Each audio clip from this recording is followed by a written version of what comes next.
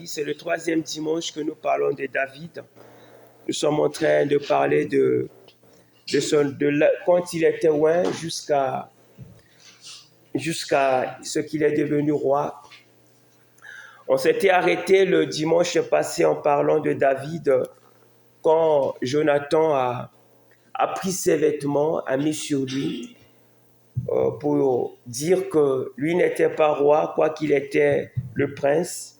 Le futur roi d'Israël serait David, ce qui a donné beaucoup de colère encore à Saoul et cherchait Saoul à le tuer. 2 fois, il a lancé sa lance contre David, mais Dieu a préservé David et David a eu à esquiver cela. Et on a parlé aussi que de là, David devait fuir.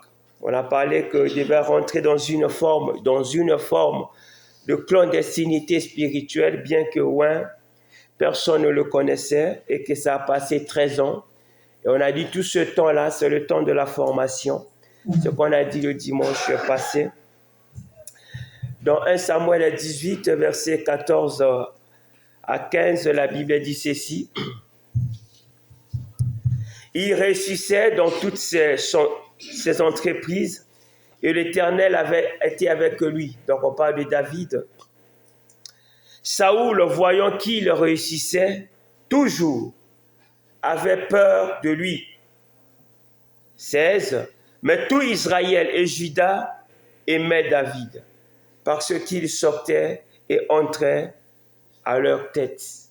Donc, la royauté ne commence pas physiquement. Ça commence que Dieu place David dans le cœur du peuple. David était aimé par le peuple, quoique Saoul ne voulait rien savoir de lui. Malgré la victoire qu'il a portée au peuple, Saoul ne voulait rien savoir. De là, David est parti. Donc nous sommes aujourd'hui dans 1 Samuel chapitre 21, on continue chapitre 21 au verset 10. C'est là où nous allons commencer aujourd'hui et pour pouvoir terminer. On va se mettre debout pour lire ce texte et on va continuer. S'il vous plaît. La Bible dit ceci. David se leva et s'enfuit le même jour loin de Saoul. Il arriva chez Achish, roi de Gath. Les serviteurs d'Achish lui dirent, n'est-ce pas là David, roi du pays? N'est-ce pas celui pour qui l'on chantait en disant, Saoul a frappé ses 1000 et David ses 10 000? David prit à cœur ces paroles et il eut une grande crainte d'Achish, roi de Gath. Il se montra comme fou à leurs yeux et fit devant eux des extravagances. Il faisait des marques sur les bâtons des portes et il laissait couler sa salive sur sa barbe. Achish dit à ses serviteurs, vous voyez bien que cet homme a perdu la raison. Pourquoi me l'amenez-vous? Est-ce que je manque de fou pour que vous m'ameniez celui-ci et me rendiez témoin de ces extravagances? Faut-il qu'il entre dans ma maison? Parole du Seigneur. Amen. Seigneur, nous te rendons grâce, nous te bénissons, Seigneur. Entre tes mains, nous laissons ce moment. Nous te prions de nous parler, de nous édifier, Seigneur, à travers ces mots. Mets tes paroles dans nos cœurs et parle à notre vie, Seigneur. Édifie-nous à travers ces mots, car ta parole est esprit et vie. Au nom de Jésus-Christ, ainsi nous avons prié. Amen. Amen. Que Dieu vous bénisse, on peut s'asseoir. Où sont les autres? Ils sont en grève ou comment? Ou bien ils sont en route? Il n'y a pas la grève aujourd'hui, non?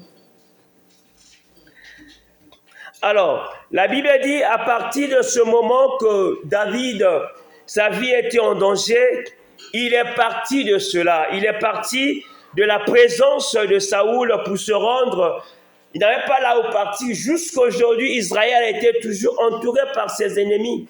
Donc, ils étaient au milieu, mais tout autour, c'était leurs ennemis. Il s'est rendu dans le pays des Philistins, et là où était, c'est-à-dire le pays de Gath.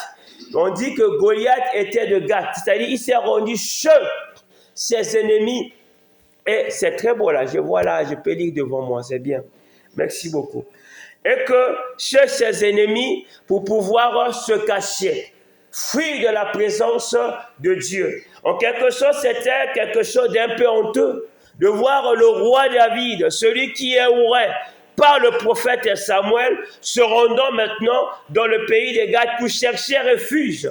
Mais en quelque sorte, il cherchait l'Éternel. Mais arrivé là-bas, sa vie était toujours en danger parce qu'on l'a repéré. On dit, n'est-ce pas ce David qu'on chantait qu'il a tué 10 000 et que Saoul a tué 1000. On reconnaissait ses exploits. Les exploits de David étaient arrivés jusqu'à la frontière au pays des ennemis. Il reconnaissait le chant qu'on avait fait à David après avoir fait tomber Goliath. Nos exploits, nos victoires, l'ennemi est au courant des victoires que Dieu nous donne. Et c'est par cela qu'ils ont reconnu David à travers des victoires qu'il avait remportées. Mais David étant là, il ne savait pas quoi faire pour défendre sa vie. Parce que de l'autre côté, il est poursuivi par Saoul. Il fuit au pays des Philistins. Et ses chers ennemis, c'est lui qui a tué Goliath. Qu'est-ce qu'il fallait faire? La Bible dit que David commençait à faire des extravagances, des choses d'une personne qui a perdu la raison. Malgré qu'il faisait ça, il laissait même couler la salive comme s'il était devenu fou pour pouvoir sauver sa vie. Comme s'il avait perdu la raison. Mais David n'avait pas perdu la raison. C'était juste une manière pour pouvoir se protéger. C'est-à-dire, devant eux, il était fou, mais à l'intérieur, il était roi. Il a fallu qu'il puisse prendre l'attitude d'un homme humble, d'un homme qui pourra encore sauver sa vie. Mais malgré cette attitude, ça lui a permis d'être dans le palais royal. Et pourtant, il avait perdu l'attitude, il avait perdu la raison, selon eux. Mais malgré ça, on l'a pris, on l'a amené devant le roi. Le roi dit, est-ce que dans mon pays, n'y a-t-il pas de fou pour que vous m'amenez encore un autre fou? Donc, il y a des fous partout. Et par rapport à cela, le roi dit, mais je ne peux rien faire avec cet homme. Pourquoi? Parce que même ici, là, quand quelqu'un fait du mal, il suffit que le médecin déclare qu'il avait perdu sa raison, il était sous, c'est pas quoi, ou bien il est fou, c'est fini. C'est fini, il n'ira plus en prison parce que ce n'est plus un homme honnête. On peut juger que des hommes qui ont toutes leurs facultés et qui ont toutes leurs raisons. Et donc David ne pouvait pas être tué par rapport à cela. Et Dieu lui a peut-être inspiré cela pour pouvoir sauver sa vie. Mais cela, ça veut dire quoi? Il acceptait un moment la honte de l'Égypte pour pouvoir protéger sa vie et garder ce qui est plus précieux à l'intérieur de lui. Nous devons savoir que Dieu a mis cette grâce dans les vases qui sont fragiles. Nous sommes de cette vase, mais nous sommes fragiles. Et nous devons protéger cela. On ne peut pas dire que parce que je suis enfant de Dieu, là-bas on tue des gens, je vais passer, je vais me protéger. Il faut éviter. Il faut éviter parce que la grâce de Dieu, la Bible dit, celui qui détruit ce temple, Dieu va le détruire. Il faut protéger ce temple que Dieu a placé, son onction et a placé sa présence.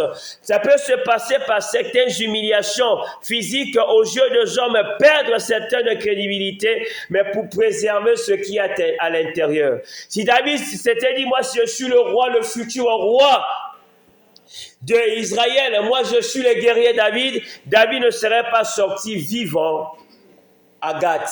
On l'aurait tué et ses rêves aussi seraient partis. Savoir se protéger. Un chrétien, c'est celui-là qui doit savoir se protéger pour que le temps que Dieu va destiner à préparer, pour que les choses qui dorment en lui arrivent à se manifester, nous avons le devoir de protéger le corps qui garde, qui protège la gloire de Dieu, parce que Dieu ne travaille qu'avec nous, nous sommes ses instruments. et que nous avons ce devoir. Quoique David l'a fait par des moyens qui ne sont pas bons, mais en quelque sorte, il cherchait une protection parce que dans sa propre vie, il était pourchassé. Et chez l'ennemi aussi, qu'est-ce qu'il fallait faire? Il a fallu qu'il puisse devenir comme un fou. Devenir comme un fou, c'est que il s'est pas positionné comme le guerrier, comme je l'ai dit. Que moi je suis loin, appelez-moi le roi David. C'est moi qui ai tué Goliath. Il n'était pas présumé de sa gloire, mais il s'est humilié comme une personne vulgaire, même plus vulgaire encore, pour pouvoir préserver sa vie et attendre le temps de Dieu. Dans le temps de l'attente, dans le temps de la formation, on peut passer des humiliations, mais cela n'est pas synonyme qu'on n'est pas appelé. Et Joseph a passé pareil. Il avait de grandes visions en lui, mais il a passé des humiliations pareilles. C'est un homme qu'on parlera aussi. Mais de là, il est parti encore plus loin. Il est allé maintenant dans une grotte pour pouvoir se cacher. C'est là où les choses commencent encore pour David. Dans 1 Samuel chapitre 22, verset 1 à 2. Donc, il quitte la présence du roi de Gath pour se rendre maintenant dans la caverne d'Adullam pour pouvoir se préserver. Caverne d'Adullam, Adullam veut dire refuge. Mais en quelque sorte, ce n'était pas que ce refuge qu'il cherchait, mais c'était le refuge qui est puissant, qui est Jésus, que David avait besoin. En chapitre 2, la Bible, chapitre 22, verset 1er. David est parti de là et se sauva dans la caverne d'Adullam. Ses frères et toute la maison de son père la prirent et ils descendirent vers lui. Tous ceux qui se trouvaient dans la détresse, qui avaient des créanciers. C'est une bonne nouvelle pour nous les créanciers. Ça nous trouble des fois. Tu vas y chercher. Vous savez, les créances, ce n'est pas comme aujourd'hui. Hein. Aujourd'hui, on vous bloque la carte, on vous empêche d'avoir le chéquier. Au temps passé, ce n'était pas comme ça. Si vous n'arrivez pas à payer, on vous prend. Ça dépend de la quantité de la dette. On vous prend, vous, votre femme et vos enfants, vous devenez quoi? Esclaves. Mais si aussi, vous savez que la dette te rend esclave, ça dépend des années que tu as pris. Hein. Pour 5 ans, pour 10 ans, pour 20 ans. Ça veut dire que ces gens-là, si ces créanciers-là fuient, parce qu'ils étaient incapables de payer leurs dettes en Israël. Ils savaient déjà leur sort, on continue. Ou qui étaient mécontents de la gouvernance de Saoul, se rassemblèrent auprès de lui et il devint leur chef. Ainsi se joignirent à lui environ 400 hommes. 400 hommes. David se rend dans une caverne qui s'appelait refuge dans sa signification. Et là-bas, vient à David des gens opprimés, des gens remplis de dettes, des gens abandonnés, des gens qui n'étaient pas contents. C'est-à-dire, toute personne qui était, des mauvaises personnes, pour dire ça, ou encore des personnes pleines de problèmes. C'est ceux-là qui viennent à David. Mais David était où? David était dans le désert, dans une grotte. C'est là où était David. Vous savez, quand Dieu est avec vous, quand la présence de Dieu vous accompagne, peu importe là où vous êtes, Dieu enverra son peuple.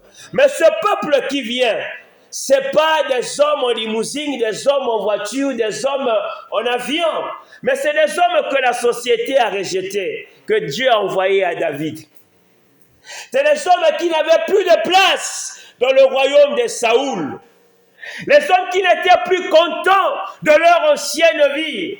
Les hommes qui savaient leur sort, que la dette que j'ai mérite moi, ma femme et mes enfants, esclaves pour 4 ans, 5 ans, 10 ans ou encore pour l'éternité.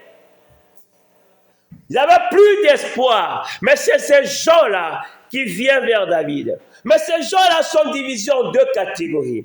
La première catégorie, on dit ses frères. Ses propres frères de Saoul, de David, pardon. Ses frères qui l'ont méprisé, qui ont dit quoi? Qu'on connaît ton arrogance. Tu es venu que pour voir le combat, quand il est venu dans le champ de bataille. Tu es venu que pour voir le combat, Eliab et les autres.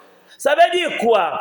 L'acte de David a mis en mal aussi sa famille. Ils pensaient qu'ils étaient sauvés, mais ils ont compris qu'ils étaient menacés après que David a vaincu Goliath. Par qui? Par Saoul. Les actes spirituels que Dieu nous donne, vos prières que vous faites sur vos familles, sur cette ville, dérangent et l'ennemi cherche à attaquer partout. Attaquer même à nos familles, nos enfants, l'église. Pourquoi? Parce que nous ne nous rendons pas compte de l'efficacité de la prière. Nous bougeons le monde de l'ennemi à tel point, vous qui êtes forts, l'ennemi ne sait qu'il ne pourra jamais mettre la main sur vous. Il cherchera à mettre la main aux choses qui vous sont précieuses pour déstabiliser votre foi. C'est fait comprendre? C'est que vous, il ne pourra pas, mais il mettra la main, il cherchera, je ne dis pas il mettra la main, il cherchera à mettre la main aux choses qui vous sont précieuses. Famille, bien tout là où vous déposez votre foi. Mais ça veut dire quoi? La famille de David n'était plus bien dans leur propre pays. Qu'est-ce qu'il fait? Il se tourne vers David. Il dit, on cherche maintenant notre frère. C'est seul lui qui peut nous protéger de Saoul. C'est seul lui qui peut nous garder. Et c'est lui seul qui peut nous garder. C'est par là, l'histoire de David correspond un peu à l'histoire de Joseph aussi. Ses frères le cherchent encore. Les frères qu'il avait abandonnés, ses frères le cherchent. Prions Dieu que nos familles comprennent que le chemin que vous avez choisi, le chemin que vous faites avec Dieu, c'est le bon chemin qui puisse vous rejoindre, comme les frères de David ont pris le courage de pouvoir le rejoindre. Prions Dieu que ce soit aussi notre cas. La famille, Dieu est capable de faire que nos familles reviennent.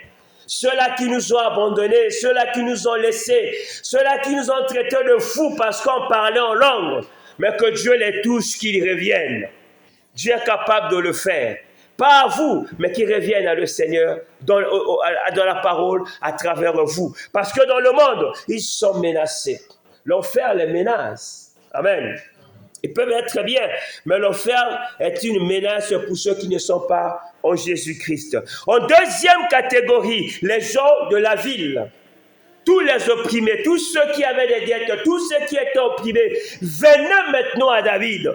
Dieu amène avec chez lui, dans sa maison, des gens qui n'avaient pas de valeur dans la société. Qu'est-ce que la Bible dit? Je ne suis pas venu pour les bons, je suis venu pour les pécheurs. Je suis venu pour les opprimés. Et quand nous lisons encore Ésaïe, la Bible dit, l'Esprit du Seigneur est sur moi, car Dieu m'a oint pour annoncer la bonne nouvelle à qui? Aux riches? Non, aux opprimés. Et pour guérir ceux qui ont des cœurs brisés. Et ici, s'il faut faire la typologie, nous voyons que David, comme un type de Christ, est aussi en train de faire ce travail.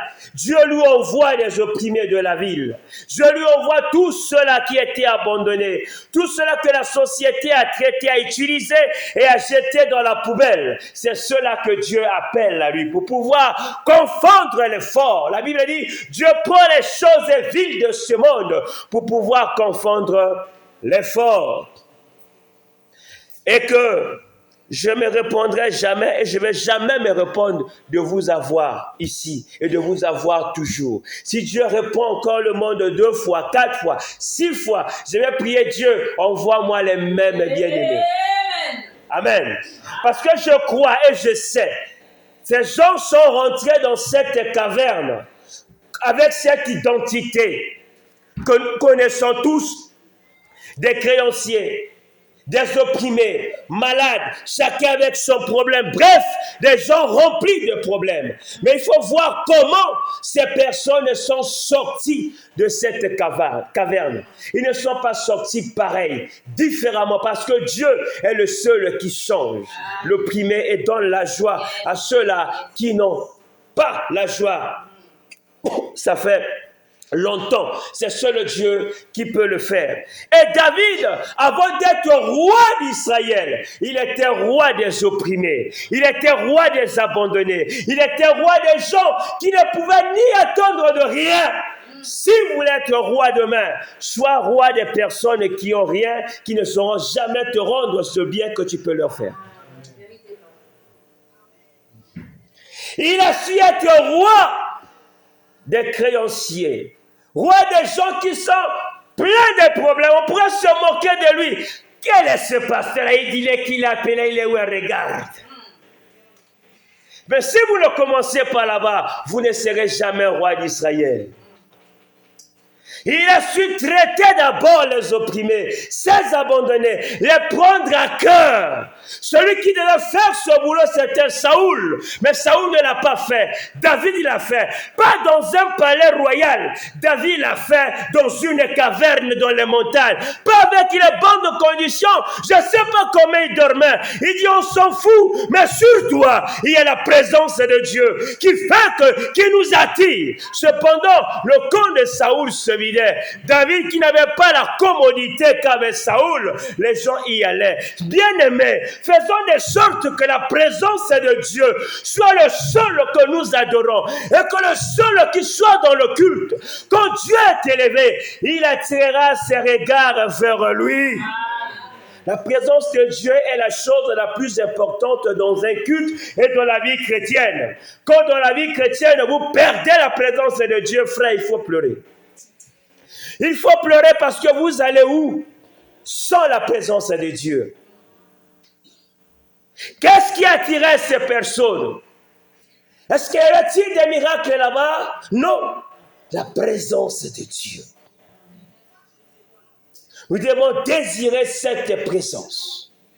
Cette présence fait des choses sans l'intervention d'aucune main. On ne me dit pas ici que David a fait asseoir le créancier pour faire sortir l'esprit de dette. Non.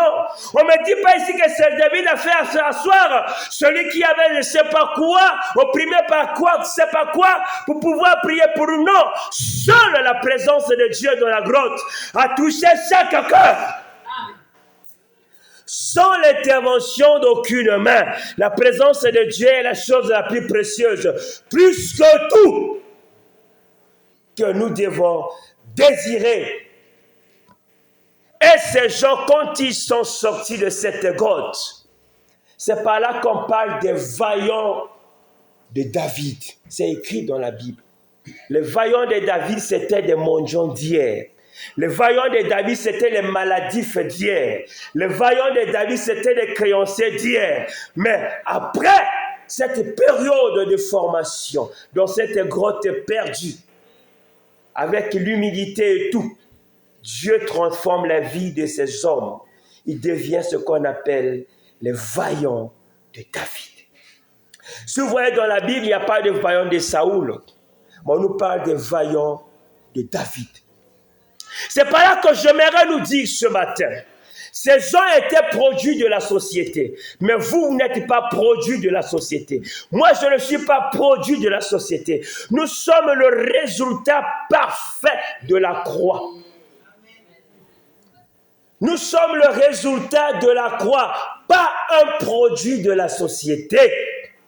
Parce que la société nous exploite, après nous jette. La croix nous prend tel que nous sommes et nous transforme. Ne nous donne pas ce que nous méritons, mais il nous donne ce que nous n'avons pas mérité. C'est ça qu'on appelle la grâce. Et il y avait 400 hommes. Parmi les 400, les vaillants, c'était 30 hommes qu'on appelait vaillants de David. Et on va lire cette liste de vaillants de David dans 2 Samuel toujours, chapitre 23. Chapitre 23, Je lis à partir de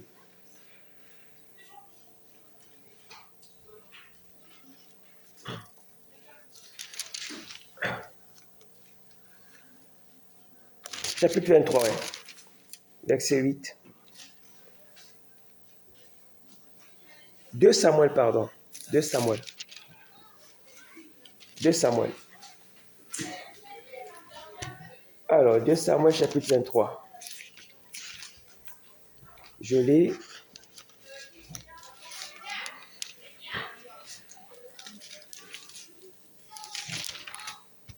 La Bible dit ceci. Verset 8. Voici les noms des vaillants hommes qui étaient au service de David. Joseb, Bathshebeth, le Tachkémonite, l'un des principaux officiers, il brandit sa lance sur 800 hommes. Sur 800 hommes qu'il fit périr en une seule fois. Vous comprenez? Peut-être cet homme-là, vous savez ce qu'il était avant? C'était peut-être le mendiant du coin, mais que Dieu a fait un vaillant. Après lui, Éliasar, fils de Dodo, fils d'Ashoshi, il était l'un des 3 guerriers qui affrontèrent avec David les Philistins, rassemblés pour combattre, tandis que les hommes d'Israël se retiraient sur les hauteurs. Pour continuer la liste jusqu'à la fin, je vais vous dire une chose. Trouvez les significations de chaque nom de ces vaillants hommes de David, vous allez comprendre. Si je m'arrêtais là, on ne finirait pas l'enseignement aujourd'hui.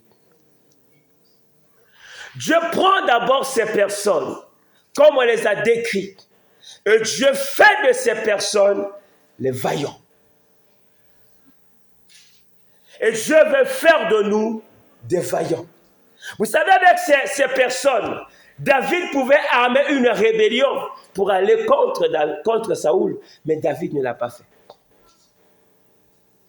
Et ces gens étaient prêts à donner leur vie pour David et pour Israël. Ces vaillants hommes de David. Parce qu'ils étaient transformés. David leur a communiqué ce qui était en lui. On va voir un exemple. Quand David est arrivé dans le champ de bataille, personne ne lui a dit de combattre Goliath. Seul il est parti. On a bien dit que les hommes matures n'attendent pas des ordres pour agir. Ils discernent la situation dans leur esprit et se mettent en action. Yes. Et David aussi a eu des hommes pareils. On va lire toujours dans le chapitre 23 au verset 15. 2 Samuel 23, 15. David a eu un désir. Il dit, qui fera boire de l'eau de la citerne qui est à la porte de Bethléem? Est-ce que David a demandé quelque chose à quelqu'un? Il a parlé. Il a montré juste un désir. Écoute ce qui suit.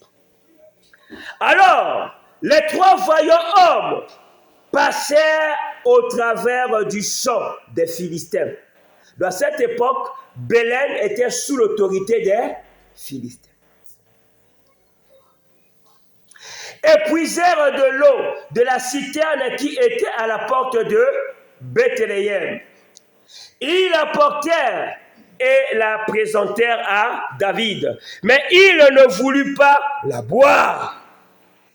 Et il la répondit devant l'Éternel, dit, loin de moi, ô Éternel, la pensée de faire cela. Boirai-je le sang de ces hommes qui sont allés au péril de leur vie? Et il ne voulut pas la boire. Voilà ce que firent ces 3 vaillants hommes. Qui a envoyé ces hommes? Qui a envoyé ces hommes? Personne. David a dit que je voudrais boire de l'eau qui est dans la citerne à Bethléem. là où je suis né, ces hommes se lèvent. Ils mettent leur vie en péril là où il y avait des Philistins. Les hommes matures n'attendent pas qu'on leur dise qu'il fallait. Amen. Amen. Parce que David lui-même, il était un guerrier. Et il a communiqué cela à tous ceux qui étaient là. Ils ont donné leur vie sans qu'on leur demande. Rentrons dans le camp de Philistins, prendre de l'eau, ramener à David. David, il prend l'eau. Il regarde. Il dit, ouais, c'est des hommes. Mais il dit, mais moi, je ne boirai pas ça aussi. Vous avez démontré votre courage devant l'Éternel. Mais votre sang, je ne bois pas. Parce que l'eau que vous apportez, c'est au prix de votre vie. Il renverse ça devant l'Éternel. Il dit, Seigneur, regarde leur sacrifice. Il prend leurs œuvres. Il les répand devant l'Éternel. Quand vous posez les actes, quand vous faites les choses sans qu'on vous le demande, cela se répand devant l'Éternel dans les prières. Aujourd'hui, il y a des gens qui boivent le sang des autres. Ils sont capables de dépouiller tout le monde pour que lui soit riche. David ne l'a pas fait. Il avait soif, mais il n'a pas bu. Amen. Amen.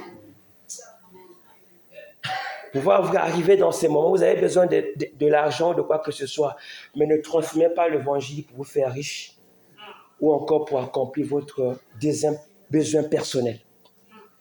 Gardez l'évangile tel que ça y est. Dieu qui vous a appelé va pouvoir. Amen. Ne changez pas l'évangile pour réclamer, pour demander, pour faire. Celui qui vous a appelé, il est fidèle. Il est fidèle. Il faut qu'on mette Dieu en épreuve. Si ce que la Bible dit, plus de 8000 promesses qu'on a dans la Bible, si c'est la vérité, il faut que nous vivons cela. Si Dieu pourvoit, il faut que nous le mettons à l'épreuve jusqu'au bout. S'il va pouvoir. Si la promesse que Dieu guérit, il faut que nous la mettons à l'épreuve jusqu'à ce qu'il nous guérisse. Si la Bible est vraie, si les promesses sont vraies, pourquoi nous ne croyons pas cela? Il faut que nous le mettons à l'épreuve. Tu as dit que tu relèves des gens qui sont morts. Oui, je crois et j'attends. David pouvait boire de cette eau. Il me dit, mais votre sang, je ne bois pas. Votre sueur, je ne veux pas m'en enrichir. Mais ceux qui sont enrichis de la sueur des autres, votre sueur, répondez ça devant l'Éternel. Amen. Mais David a lu en eux que ce sont des hommes vaillants, des hommes que l'intérêt général est au-dessus de leurs intérêts personnels. Ils sont prêts à donner leur vie pour pouvoir sauver un autre. N'est-ce pas le caractère de David? David faisait un métier que personne ne voulait faire. Les Égyptiens ne voulaient pas paître les animaux, être bergers. Et les bergers, on a parlé ici pendant la Pâque, que les bergers étaient haïs des souverains sacrificateurs. Vous savez pourquoi? Parce que paître les animaux, vous n'avez pas de congé. Donc, les bergers en Israël étaient haïs par les souverains sacrificateurs ou encore la classe sacerdotale. Pourquoi? Parce qu'eux, ils travaillaient même le sabbat. Ils ne pouvaient pas abandonner les animaux. Donc, comme ils brisaient le sabbat, ils n'étaient pas aimés. Ils n'étaient pas aimés. Parce qu'ils marchaient contre la loi. Mais David faisait ce métier sale. Ce métier qu'on disait que c'est le métier des gens qui n'ont pas de valeur. Mais c'est dans ce métier-là que David a pris la relation avec Dieu. Il a compris que dans ce métier, si David était capable de garder une brebis blessée, je lui ai envoyé maintenant des hommes blessés. Et Dieu David, il les a restaurés à devenir des vaillants héros. Parce qu'il a commencé avec des animaux. Si vous ne commencez pas si bas, avec les choses dont les gens ne donnent pas de crédit, dont les gens ne veulent pas faire, mais vous commencez là-bas, Dieu va vous donner d'autres. David a commencé avec les animaux blessés, les arrachant de la gueule de lion. Dieu voit et dit, écoutez, je ne t'envoie pas encore des hommes tout faits, mais je t'envoie des affligés, je t'envoie des hommes blessés, des créanciers, je t'envoie tout, sauf des hommes bien qui peuvent t'aider, mais des hommes que toi tu dois encore aider, qui t'apporteront rien, mais tu dois les soutenir. Et David a dit oui, il est devenu chef de ces personnes. Et pendant qu'ils étaient en train de paître les brebis, il a compris. Il a compris que si lui, il est berger de ces animaux, et il donne sa vie pour ces animaux, il est retourné, il a compris que moi, David, j'ai aussi un berger vers le ciel. C'est par là qu'il écrit, l'Éternel est mon berger, je ne manquerai de rien. Parce que lui, il prenait soin de ses brebis. La brebis ne s'inquiétait pas.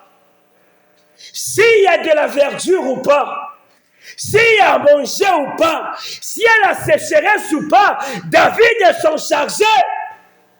La brebis ne disait pas, David, j'ai mal à la tête, est-ce que tu n'as pas une doliprane? Non! Et dormait en paix la brebis parce que David prenait soin de lui. Et David a dit, si moi je peux le faire aux animaux, il y a un qui est au ciel qui peut le faire pour moi. Il dit, l'Éternel est mon berger. Amen. Il dit, il est mon berger. Quand David a dit ça, il transmet son expérience qu'il a vécu avec Dieu. L'Éternel est mon berger. Je ne manquerai de rien. Amen. Mais qu'il soit d'abord votre berger.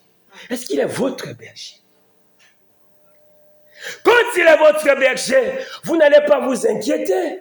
Il s'en charge de vous conduire dans le chemin là où il y a de la pâturage. Il s'en charge de vous nourrir. Il s'en charge de tout. Il sait quand vous êtes malade. Il sait ce que vous avez besoin. Il étend sa main et vous protège. Parce que vous êtes sa brebis. Vous êtes sa brebis à qui il a donné sa vie à la croix. David a compris cette relation d'appeler l'Éternel son berger.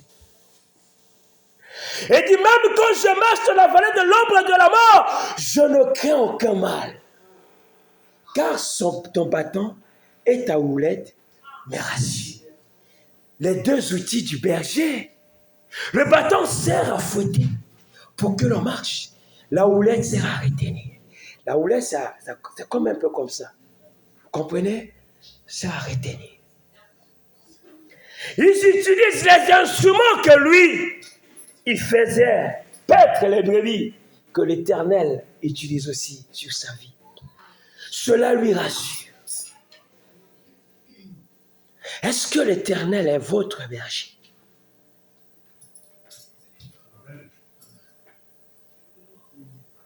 Est-ce que l'Éternel est votre berger?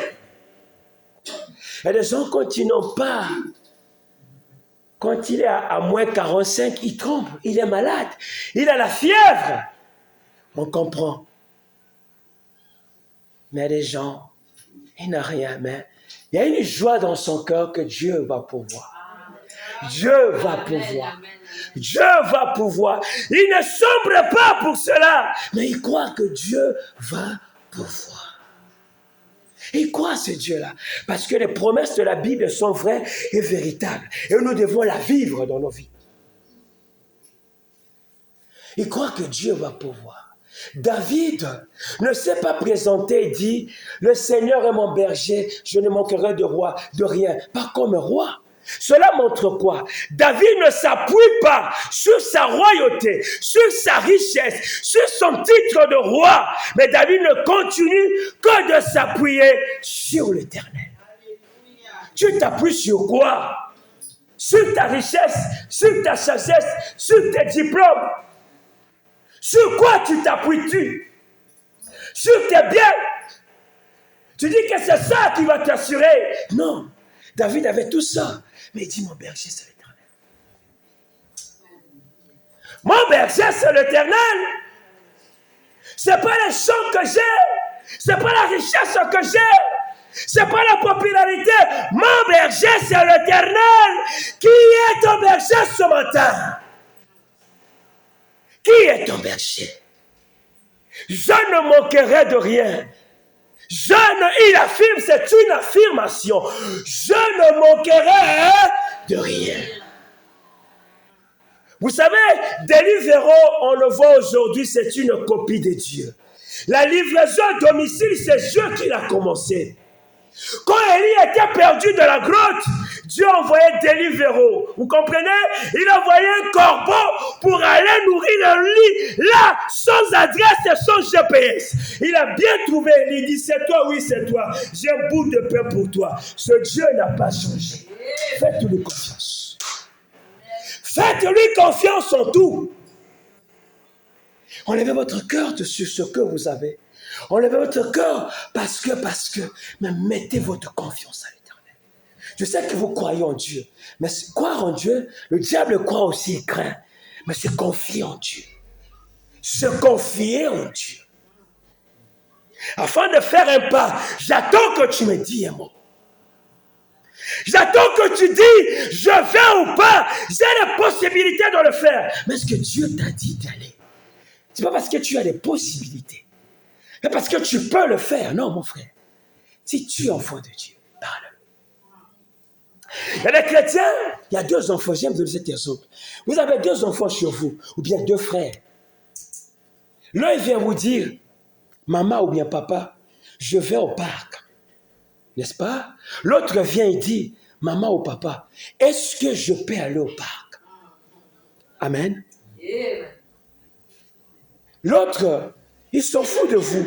Il veut juste vous informer qu'il est au parc. L'autre ne s'en fout pas de vous. Il sait que vous êtes l'autorité. Il sait que vous pouvez l'interdire de sortir. Il dit, est-ce que je peux aller? Et pourtant, il peut aller comme l'autre enfant qui est parti. Il peut faire comme l'autre parce qu'il a le même droit que l'autre. Mais il dit, non, mais c'est mes parents. Ils méritent mon respect.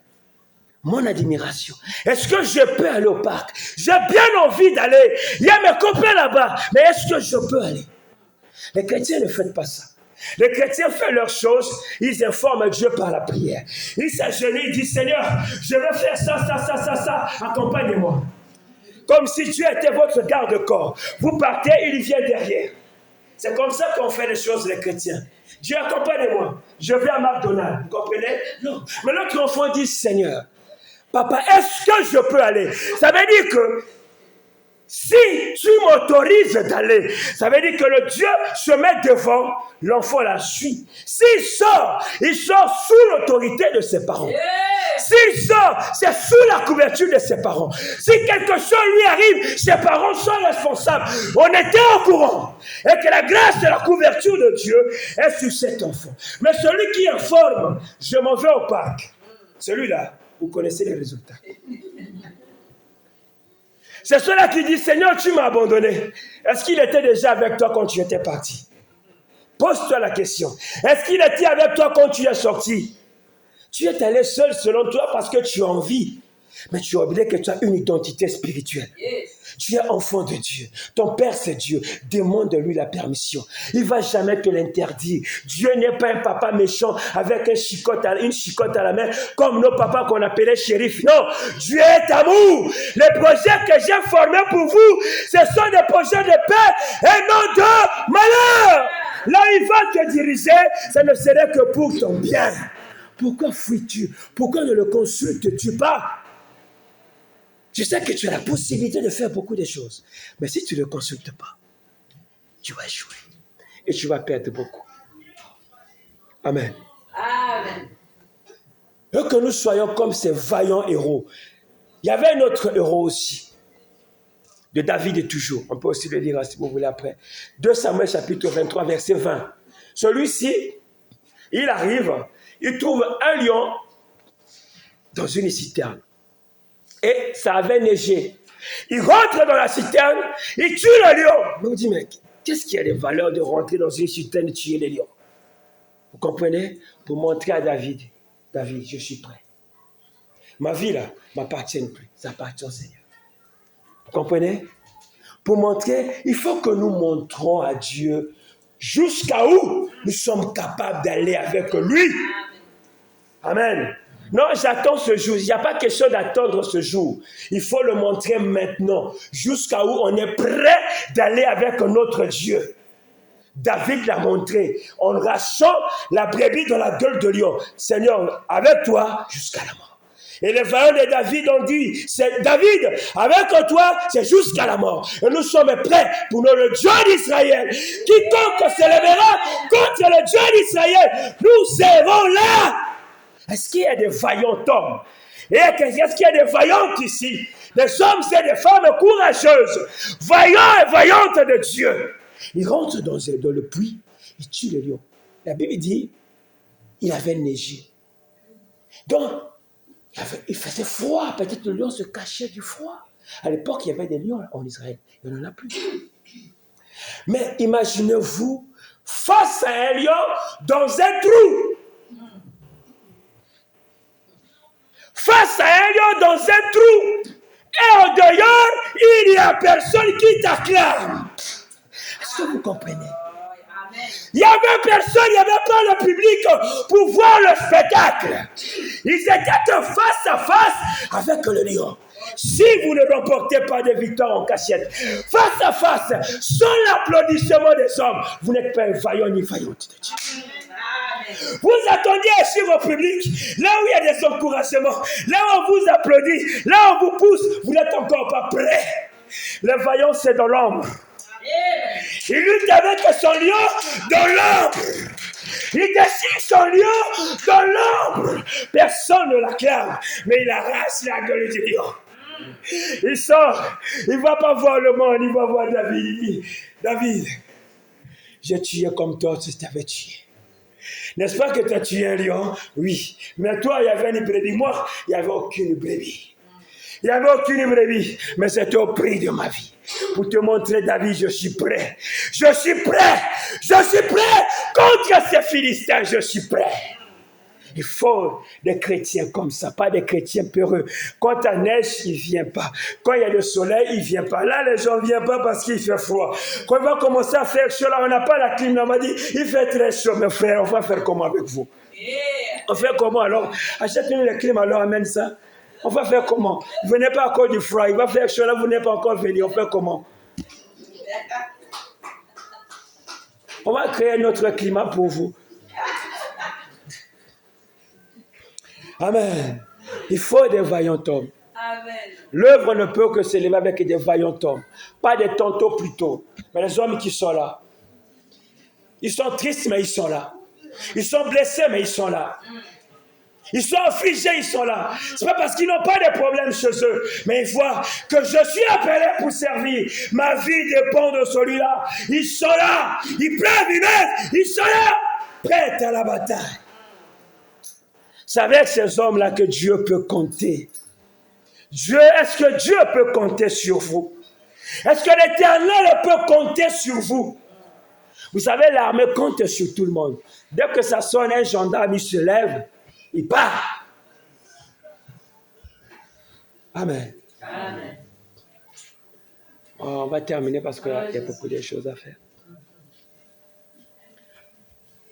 Vous savez, Saoul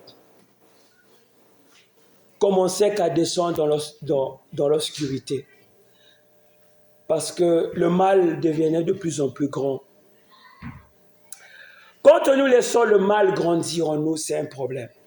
1 Samuel chapitre 22, verset 17. Il n'a pas supporté la gloire de David. On l'a vu, il a lancé 2 fois sa lance contre David. David a esquivé. Mais il ne s'arrête pas là. Quelqu'un à la page, je vais lire rapidement, on va gagner le temps. 22, verset 17. 1 Samuel.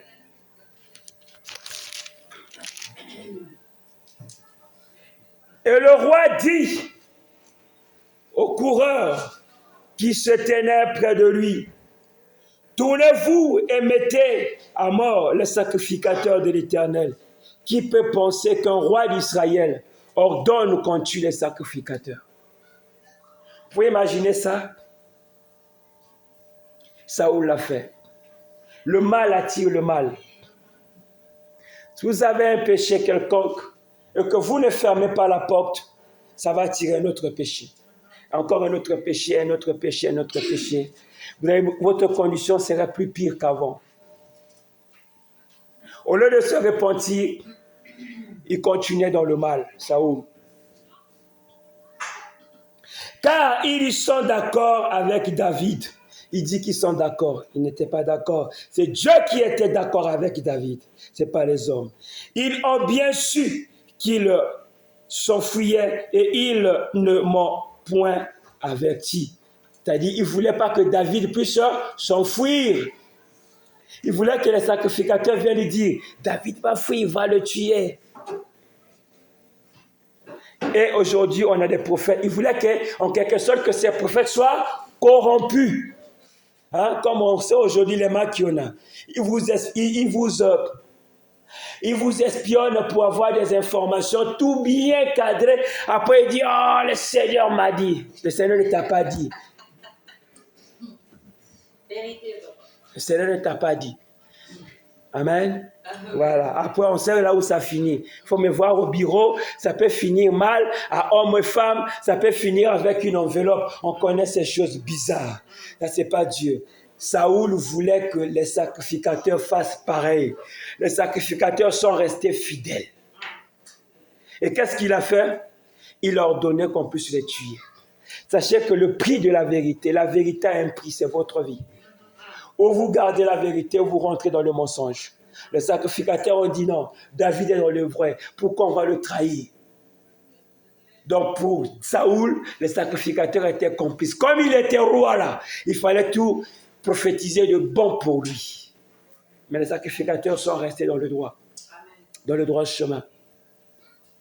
Mais les serviteurs du roi ne voulurent pas avancer la main pour frapper les sacrificateurs de l'Éternel. Ne mettez pas la main sur les serviteurs de Dieu. Ils ont refusé. Alors le roi dit à Doeg, il y a toujours un.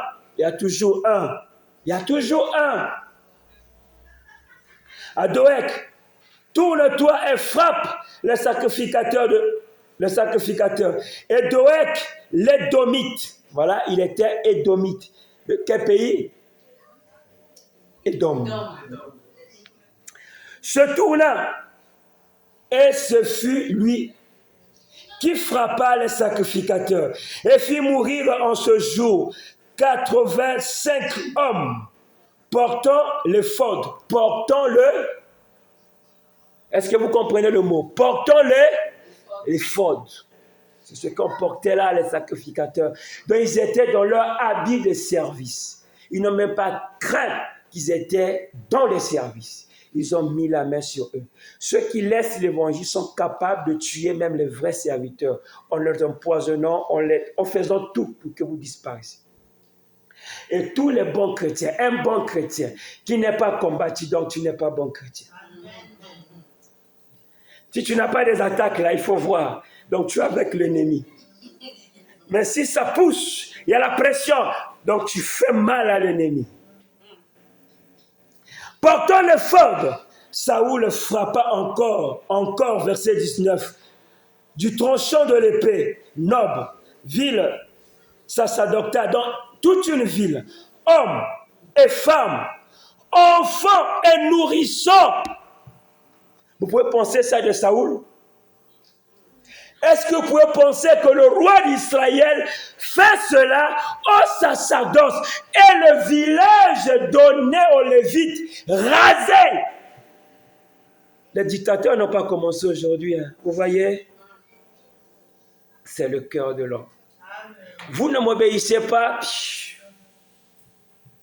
C'est ce que le mal peut faire. Et tous ceux qui ne parlaient pas bien de Saoul étaient tués. Il a tué hommes, femmes, enfants et nourrissons, bœufs, ânesses, brebis, tombèrent sous le tranchant de l'épée. L'ennemi est prêt à détruire, pas que vous, vos biens, vos enfants, tout. La Bible dit l'ennemi ne vient que pour égorger, déroger. Exactement. Saoul, l'esprit mauvais était sur lui. Quand vous laissez une porte au péché, ça va vous amener loin, très loin et loin.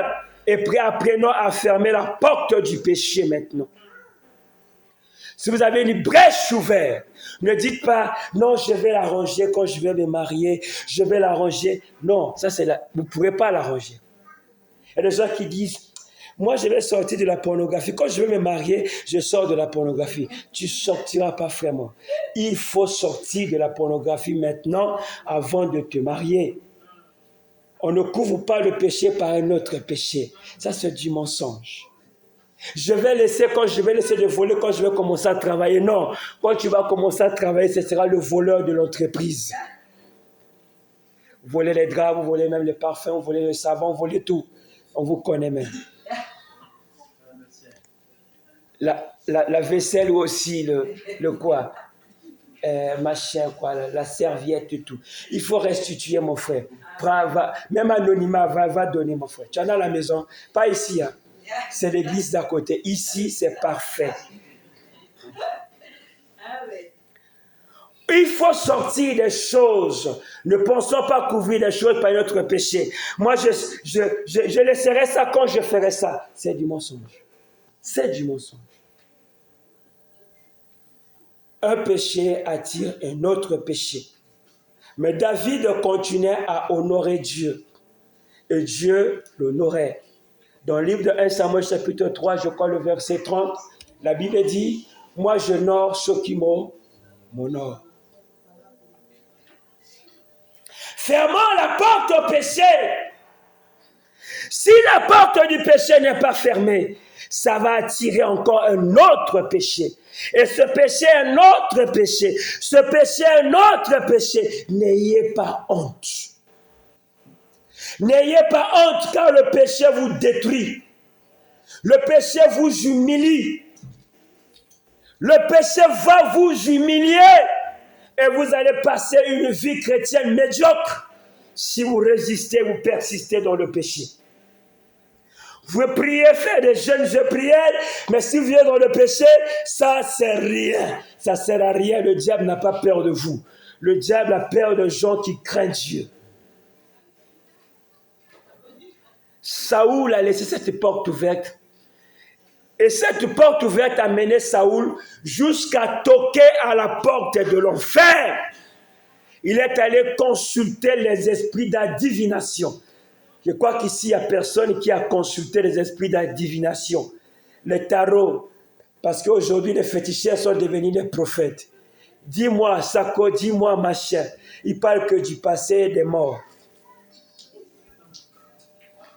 Mais la prophétie par excellence, c'est la parole de Dieu. Amen. Ils vous dépriment, ils abusent de vous, mais vous les acclamez toujours. Je ne vous comprends pas, mon frère. Amen. Amen. Amen. Fermons la porte au péché. On a vu comment le péché a détruit le royaume de Saoul. Le péché peut détruire ce qui était grand hier. La vie chrétienne est difficile à bâtir. Très difficile. C'est comme une maison. Vous voyez cette maison, ou encore l'immeuble d'à côté, ou encore la tour Eiffel. Ça a pris des années. Des années. Mais s'il faut détruire ces immeubles que vous voyez beaux là, même la Défense à Paris, on met la dynamite. 3 minutes, c'est beaucoup. Vous avez vu comme les tours jumelles aussi aux États-Unis. Ça descend. La vie chrétienne est comme ça. C'est difficile à bâtir. Des années de jeûne et prière. Des années de lutte. Des années de sacrifice, d'obéissance. Vous allez détruire toutes ces années pour une nuit de plaisir. Parce que tu veux sacrifier. C'est mon anniversaire. C'est quoi ces histoires-là? Et quand ça sera l'anniversaire de Dieu alors? Et c'est difficile de remonter. Mais aujourd'hui, vous avez l'opportunité de revenir au dernier. La vie chrétienne est difficile. Quand vous voyez les choses de cette pareille, même si vous êtes là, le péché peut vous rendre inutile en bas. Même si vous crachez le feu. Et si vous habitez dans le péché, demain vous n'êtes rien. Vous n'êtes rien. La force dans la vie chrétienne, c'est la sainteté et la pureté. Préservons-nous si nous voulons voir la gloire de Dieu. Même si nous sommes dans notre petite grotte, si nous gardons la présence de Dieu, Dieu amènera le peuple de loin. Même de Voiron, ils viendront. Ils ne verront pas le prix du carburant ni du métro. Ils viendront parce que Dieu, Jésus, les gens le suivent même dans le désert. Parce qu'ils avaient compris que là-bas, il y a le pain de vie. Amen. Mais ce qui peut faire l'atmosphère de la présence, c'est moi et toi qu'on peut le créer ici, par notre marche. Que l'église, qu'il y ait une atmosphère de la présence de Dieu. Quelqu'un est rendu, non, comme si quelque chose m'a embrassé. Oui, la présence du Père. Sans l'intervention d'aucune main, les opérations se feront. Sans l'intervention d'aucune main, les plaies sont blessées et les jambes sont guéries sans que la main y passe. Mais c'est possible que par la présence de Dieu. Et la présence exige la sainteté et la pureté.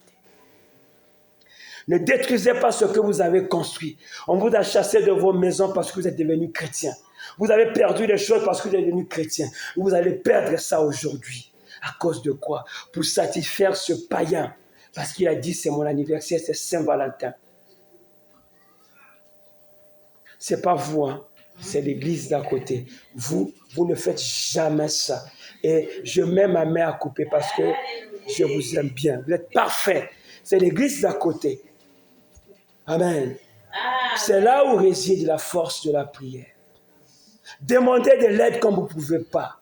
Si vous avez des attirances bizarres, un homme qui se sont attirés par des hommes, une femme qui se sont attirées par des femmes, demandez de l'aide. Ne restez pas dans cette prison parce que ces esprits-là sont libérés de la nature. Par des choses que vous regardez, vous écoutez, ça vous affecte. Demandez de l'aide. Parce que vous êtes une princesse, un prince de Dieu. Vous êtes un vaillant de Dieu. Dieu compte sur vous. Relevez-vous. Rejoignez David dans la caverne. Amen. Et de là, vous sortirez héros. Héros. Héros.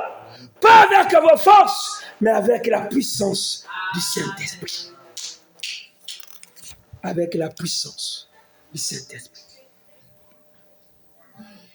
Et mon Dieu, et confions-nous à lui. Que l'Éternel vous bénisse. Amen.